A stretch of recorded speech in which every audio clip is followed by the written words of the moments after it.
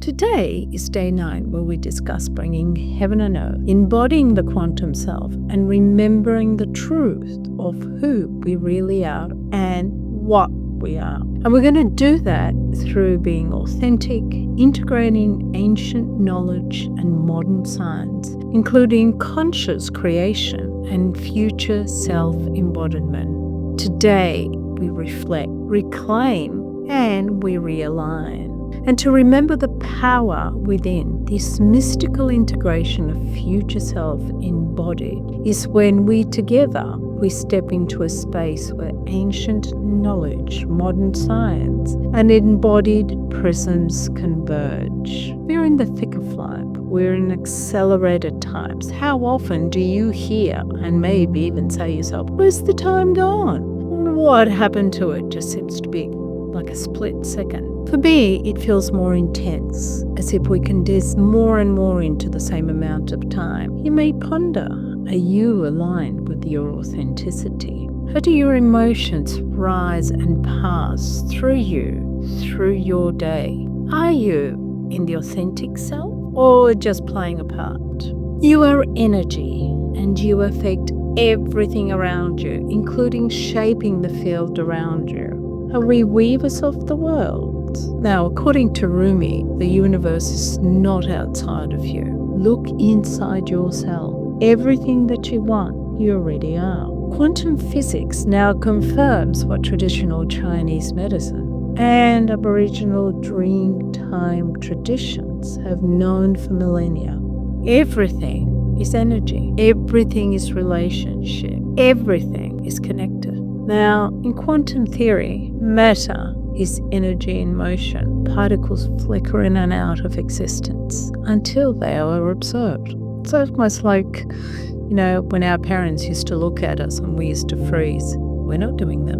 In Aboriginal cosmology, the world was sung into being. Landforms, animals, rivers, stars, they're all woven through storytelling and sound. Now, Dr. Gary Holtz spent time in the outback and found that Aboriginals communicate telepathically, and Aboriginal healers work through the conscious and unconscious mind. This is metaphysics, but they knew that way before people put labels on it. Now, in traditional Chinese medicine, qi, the life force, flows through the meridians, influencing our mind, our body, and our soul, where balance is achieved by harmonizing the internal and external worlds. Aboriginal and Chinese shamans alike were engineers of energy, architects of coherence who aligned body, land, and spirit. They didn't need proof. They felt the patterns, read the stars. Otherwise, how would they have known where the meridians were? A Yan Yuwa elder said, when you learn from the earth, you remember who you are. Now let's pause and recall the stillness of COVID, which I'm sure many would like to forget. The whole world stopped. And in that collective pause, we longed for the time when we would be allowed a human connections once more, as we're all isolated, kept away from one another.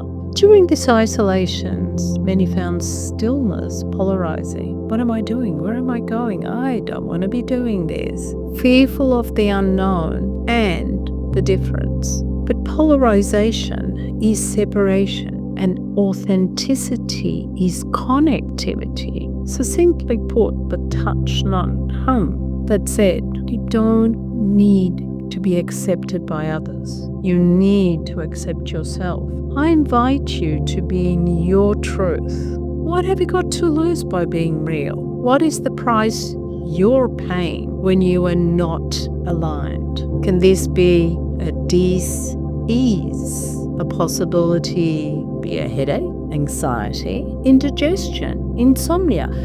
How is it manifesting when you're not being authentic? The size of an authentic feeling is designed to allow you to feel grounded, to feel at ease. Now, Dr. Zach Bush, a triple board certified physician, he said that those who die in peace not the most accomplished, nor the most spiritual, nor the wealthy, but they are the most authentic. They even went on to say that those people who allowed themselves to feel fully, to live fully, pass more peacefully. It's got nothing to do with their diet, their success, or their belief system. It had to do with their authenticity and emotional richness, which you've got. It's just a matter of you allowing. Now, you may say, who cares what happens when you are at death's doors? It's too late.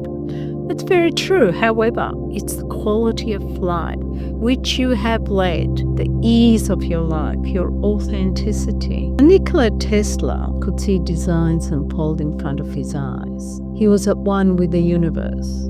And he actually lived in a 5D world, not in our 3D world. He was a recluse, a visionary, and he was all about frequency, elevated emotions. Now, Tesla discovered that 369 are the defined frequencies. They operate in different rules than the other numbers, creating this harmonic foundation for elevated emotions and states. Now, do you realize that today you are your future self, not a fantasy, but a frequency match? The version of you already living in alignment, creativity, and coherence. You are not chasing the future.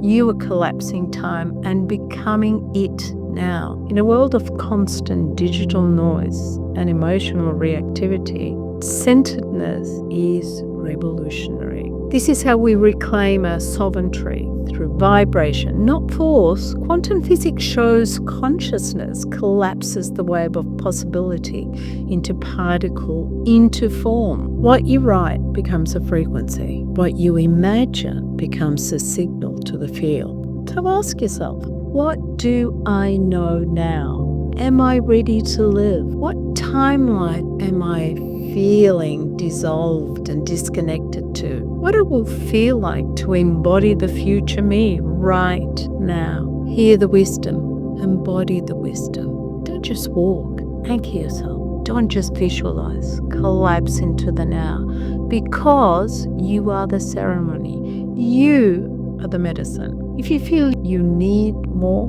know that you are becoming. A wise indigenous proverb saying, you are the ancestors of the future. What we do now shapes the world to come. Let us bring heaven into earth through alignment.